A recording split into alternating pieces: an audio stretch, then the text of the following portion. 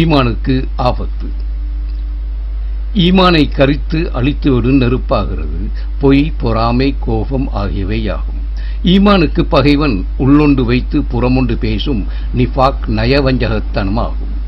வணக்கங்களில் நயவஞ்சகத்தனமாயிருப்பது குஃப்ரை விட கொடியதாகும். அவர்கள் தாம் முனாஃபிக்குகள் என்றும் 7ஆம் நரகத்தில் போடப்பட்டு வேதனை செய்யப்படுவார்கள் என்றும் குர்ஆனில் கூறப்பட்டுள்ளது.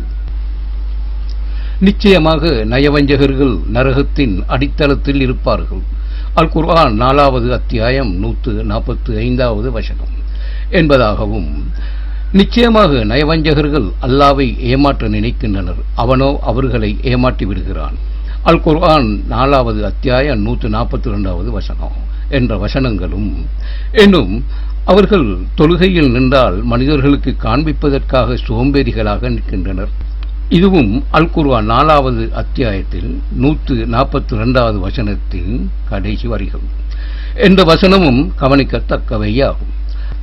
நயவஞ்சகர்கள் ஏன் இவ்வாறு நரகின் அடித்தளத்தில் போடப்படுகிறார்கள் என்பதற்கு ஷைகுல் அக்பர் முஹியுத்தீன் இப்னு அரபி ரஹ்மத்துல்லாஹி அவர்கள் அழகிய விளக்கம் கூறுகிறார்கள். அதாவது, சிலையை வணங்கும் முஷ்ரிக்கானவன் தான் வணங்கும் சிலையை ஒரு முழ தூரத்தில் வெளியில் வைத்து கும்பிட்டு சாஷ்டாங்கம் செய்கிறான். ஆனால் ஒரு நயவஞ்சகனோ தான் விரும்பும் மனிதனையோ அல்லது சிலையையோ தன் மனதுக்குள் வைத்துக் கொண்டும் ஆனால் வெளிப்பார்வைக்கு அல்லாவை வணங்குவது போலும் நடிக்கிறான். உண்மையில் நயவஞ்சகன் தன் மனோ இச்சையைத்தான் வணங்குகிறான். எனவே முஷ்ரிக்குடைய சிலையை விட இவனுடைய சிலை இவனுக்கு மிக நெருக்கமாக இருப்பதால் இவ்வித தண்டனை வழங்கப்படுகிறது என்று கூறியுள்ளார்கள். பெருமையாகிறது வேர்பூச்சி போல் ஈமான் எனும் மரத்தை வேரோடு சாய்த்து விடுகிற குணமாகும். அந்த பெருமை குணம் ஒரு மனிதனை ஈமானை விட்டும் மாற்றிவிடக்கூடிய, முர்த்தத்தாக்கக்கூடிய காரியங்களில் ஒன்றாயிருக்கும்.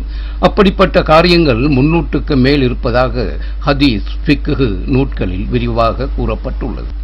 அக்காரியங்கள் அனைத்தும் எண்ணம், சொல், செயல் ஆகிய 3 வழிகளில் உண்டாகும். ஆகையால் அவற்றில் ஏதும் நம்மிடம் வந்துவிடாமல் பாதுகாப்பாக இருந்து அவ்விதமான தீமைகளை விட்டு பாதுகாக்கும்படியும் ஈமானை தரிபடித்து வைக்கும்படியும் அல்லாவிடம் இறைஞ்சுதல் அவசியமாகும். ஈமான் சலாமத்தாக பாதுகாப்பாக இருப்பதற்குரிய சில துஆக்கள் பின்னால் கூறப்படும். ஒரு நயவஞ்சகனோ தான் விரும்பும் மனிதனையோ அல்லது சிலையையோ தன் மனதுக்குள் வைத்துக் கொண்டும் ஆனால் வெளிப்பார்வைக்கு அல்லாவை வணங்குவது போலும் நடிக்கிறான்.